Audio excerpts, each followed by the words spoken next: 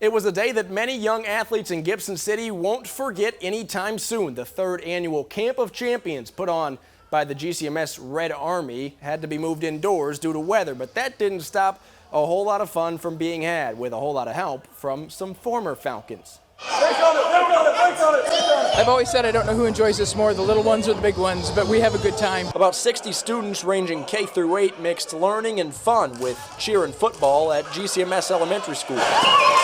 Legendary Falcon running backs Mitch McNutt and Aiden Lawfrey among those helping make this day extra special. It's really special, to be from here and get to do things like this. And not much convincing needed from Lawfrey for Illinois wide receiver and Rochester native Hank Beatty to tag along. I said, yeah, Hank, you busy? Hopped right in, came to Gibson. So it was good to see all the little kids smiling and having fun and playing football. Some youngsters in GCMS gear, others sporting Aiden Lawfrey Illini jerseys. That's pretty cool. Yeah, it is. Seeing little kids, especially just coming home, little kids wearing my jersey, and meaning a lot to them. Signing their jerseys, it's special. I'm just a kid from here who has worked really hard, and set an example that if kids from here, if you work really hard, that can be you too. Great kid, great guy. Just does things the right way, and I think that those kids and people around here know that about him. Recent Purdue graduate Ben Freehill signed autographs, even for some in orange and blue gear. We need a Purdue jersey. You can grow up in a small town, and if you just put the work in, that you can be at the highest level, and hopefully they took something from today that they can use to make them better. The rivalry put on hold to unite for the red and black. Falcons on 3. 1, 2, 3, Falcons! Because at the end of the day, it's all about Falcon pride and knowing that GCMS is a really good place, whether you're 5 or whether you're 25, it's a good place, and we always claim them.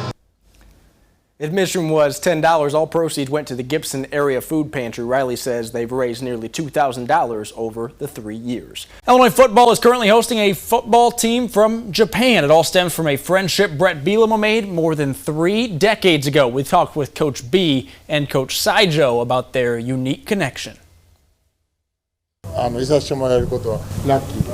He feels like he's really grateful. A language barrier and residing 6,500 miles apart hasn't stopped Brett Bielema and Achi Saijo from remaining close friends. He first met when he was actually playing for the company team in Japan, and they came to Iowa. Now he's a head coach. A head coach for Osaka Sangyo University in Japan, taking notes and pictures at Illini football practice this evening. I distinctly remember the first time I kind of taught him a slap uppercut to a counter swim, and to see the light bulb go off in his head through an interpreter is really something else. But their bond just might have a bigger impact than play calling. If they are interested in football, he just continue to teach them game of football and hope that they stay with it. The Illini head coach learning a few things too. Ichiban is one. More than just spicing up his vocabulary. Experience the Japanese culture through them. Like even the first day here, they're very giving, warm people, and then my coaches and my players, like you can just see their reactions there at the end.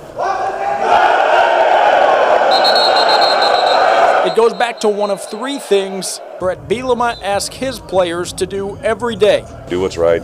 Be respectful of others. Those that don't look like you, talk like you, or walk like you. And the third thing is be the best you. It's a memory Saijo's players might never forget. It's like a dream. I mean, it's amazing. I pretty much never imagined how the American football would be in America. Fascinating, interesting. When we get done with the game, I'll get a very unusual email in the midnight hours, right? He had watched it from where he was at, so just something that's really cool and really fun.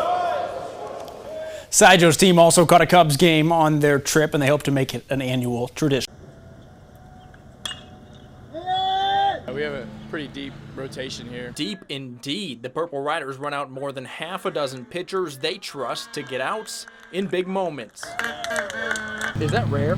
I think so, 100%. Most teams only have 3 or 4 guys, and I really think that's key for us, and being able to not overuse anyone and allowing everyone to also see the mound and progress through the season. It takes a lot of pressure off, actually. You just know your guys got your back and stuff like that. Besides a plethora of pitchers, a connection several years in the making provides a boost for the boys from Arcola. We've been best friends, a lot of us, since we were young, and I think that's the biggest thing, just knowing each other, and when someone's not doing the right thing, we can get on each other, and and that always makes for a successful team. We all play multiple sports, we're part of multiple teams together. It's a team that's proven it can win in a variety of ways, like 30-0 earlier this year when the Louisville commit Thomas and others got the bats hot.